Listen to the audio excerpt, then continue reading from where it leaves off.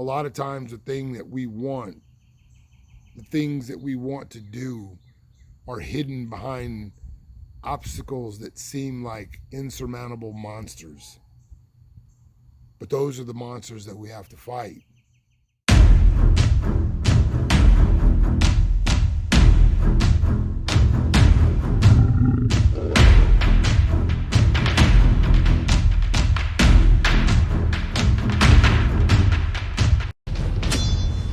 Who wants to be king? Today I want to talk to you guys about something that I think is really important for young men to get a grasp on. And men that are in their 20s and 30s, those of you who still have the sand in the hourglass of hope to fulfill your dreams and to reach your potential. This is a wake-up call. This is one of those things that young men should be taught. But so many of us listen to this word, listen to this inference, and we mistake what we hear. When I was a young man, I remember in a lot of different scenarios, the adults that I looked up to would tell me that I had a lot of potential in whatever it was that I was doing at the moment, because I didn't understand what that meant. I didn't understand what potential meant. I took that as a very high compliment. And instead of pursuing that potential, instead of pressing that and finding out what these adults, and usually coaches, instead of finding out what they were talking about, I would just take the compliment. I guess that was my participation trophy, and I got away with a lot of things on sheer talent. And because I was better than the people that I was competing against, I thought that was the fruit of my potential. And so it was never really pertinent that I press myself. I didn't have to try much harder once I got the starting spot. It wasn't that hard. I had to work, but it wasn't so hard that I understood what it took to reach one's potential. Well, then we got a new coach when I was in high school. My sophomore year in high school, we got a new coach. And at the time when he got there, our varsity, our seniors, juniors, seniors, our upperclassmen were very undisciplined. The coach had no discipline, and the players had no respect for the coach because the coach had no respect for himself. He's a fat ass, smoked cigarettes on the sidelines. He was just stoked to have a job, and he didn't care about football at all. Varsity was like 3-7. They were everybody's homecoming game. If you play football, you know what that means. They sucked real bad. And we had some good athletes. But when the new coach came in, they fired the fat cigarette smoker, and we got a new coach, and he sat everybody down, and he told us how he watched film, and he saw that the team had a lot of potential. And I remember feeling the energy in the room shoot up. There was an air of pride amongst the 3-7 losers. And being an underclassman, I sat back and I observed. And I remember seeing the confusion in the coach's face and then the fury that followed it, because he knew that us dumb country boys thought that potential was success. And he explained to us, he gave me at that point the ideology that I grew up with and that has framed the way that I see pursuing goals now. And he told us potential is not a good word. It's not a compliment. That means that you have a lot of work to do. And in order for you to reach that potential, you're gonna have to knock off a lot of bullshit. You're gonna have to get rid of a lot of garbage, because that potential's buried into a lot of bullshit. That's why you're losers. And I remember all the dudes with the big egos, many of them walked out. They were defiant. They thought it was going to be like the old guard where the coach was going to chase them down because they were fast and let them do what they wished. But the coach, he let them go. And then he encouraged anyone else who felt like they wanted to have it their way to follow those guys. And a few others did. But those of us who stayed got to learn a lesson about what you could accomplish if you entered into the gates of pain and hell and suffering and leaned on one another as a unit, as a team. You can accomplish things that seem impossible. And we went from being a joke to being a major threat in just a matter of one season. And that gave me the mindset to identify a potential, but at the same time detest its celebration. And that topic came up in the last week or so several times, most recently this morning at a conversation at the gym. And it was in reference to an athlete that has paid the dues his whole life. You know, he's been the blocking dummy. He's been the kid who's been picked last at everything. And when he entered into my gym, I told he and his father that, you know, there was going to be a lot of work, but there was potential there. And we started trying to squeeze that out of him.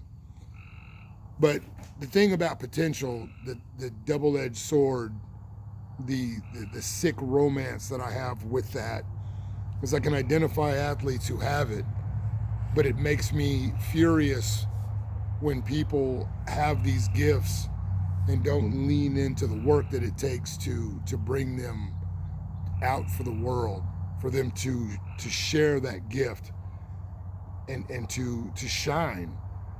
And I find oftentimes that I can see it, and I believe in these athletes. I believe in these kids more than they do.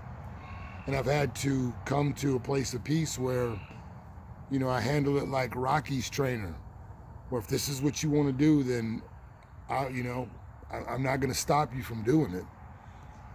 But I always tell these kids, I tell the men that I work with, leaving potential, leaving anything unanswered, having questions about what if, that is probably the worst. That's the worst way to go out. I've heard several times where people make reference to those that are entering their last days, about to cross over into the next phase of whatever comes after life. And it's never the things that those people did that they regret. It's always what they didn't do, the chances that they didn't take, the things that they didn't say, the dreams that they were too afraid to step out and try to accomplish. And wondering why they didn't, and wondering what if, had they done it, seems to cause so much angst to those people who come to those crossroads. And I've tried to make a really conscious effort to answer those questions in my own life, facing the things that I think that I can do, but I have doubts about. In my own life, I've suffered from paralysis and the fear of failing, the thought of embarrassing myself if I step out and try to do these things. And there's crossroads you reach in your life where those things that you look back and say, what if, they have an expiration date. For example, one that's very simple and based in reality that a lot of older men feel. No. I'm 52 years old, and the idea that I could put football pads on and go out there and get some and not end up getting carted off that field, those thoughts don't cross my mind anymore. The reality is set in that looking back on those days, looking back on the athleticism that I had in the past and having the questions about what would have happened if this would have taken place. And always that if was something that I could have done but chose not to do, that I could have done but made excuses or believed lies that said that I shouldn't even waste my time. I think that one of the most sorrowful things for a man is to be blessed with gifts, or to have a dream, to have a passion about doing something or accomplishing something or becoming someone, but never having the balls to actually step away from the herd mentality and follow what it is that your heart wants you to do, what your passion is that you really want to accomplish in life. A lot of times the things that we want to do are hidden behind obstacles that seem like insurmountable monsters. But those are the monsters that we have to fight. Those are the demons and the dragons and the monsters that we have to slay in order to reach the thing that we want to attain in life. Potential. The answer to your potential, the answer to what it is that you're supposed to be, is always behind something that seems terrifying in the moment. And what I've come to notice in life, things that come easy, things that come free, they don't last and they don't mean anything to us. There's always a cost. There's always a cost, there's always a sacrifice, there's always a price for you to pay for the thing that you say that you want. But a life of mediocrity and a death of a million questions of what if are certain if and when we don't turn around and face those demons that guard our potential. In the last video, I talked about the 90-Day Suck program and how we had altered our personal training app to beta test this program. And I've had several people ask about how the program works, how the app works, because I was very vague when I brought it up. And I've had several inquiries about how exactly this thing breaks down. So I'm gonna give you a brief synopsis on this. You can download the app, but you're not gonna be able to get into it until you sign up for the program. Once you sign up for the program, you're gonna get a couple of different questionnaires. First is the intake questionnaire that is basically a health overview, seeing where you're at. The most important paperwork is the paperwork that's based on the 4 pillars of masculinity. This program is based off the 90-Day Suck program, which is based on the 4 pillars of masculinity: your spiritual health, your physical health, your professional health, and your personal health, which is your hobbies, personal relationships, all the things that you do outside of those other 3 pillars. Now, I know a lot about training. That's my job, is turning lizards into dragons. So that's my wheelhouse. Our foundational part of this program is strength and conditioning. For those people who enter the program who don't have any experience training with weights, there's a body weight only program that's going to be 90 days. For those that do train with weights, we're going to write an overview based off the program that me and my team here use. It's a 4-day program, 2-day on, 1 day off, split during the week, off during the weekends. We're going to give you the exact work that we do. They're going to be as customized as they need to be according to the participant's ability to train. I'll teach you how to alter your training program, but physical training is the cornerstone of this program. Now, the rest of the program is unlike any other program. You're going to build the pillars based off of what you need, based off of what you want. So in the paperwork, in the questionnaire, and the intake forms, you're going to do a personal assessment on the 4 pillars.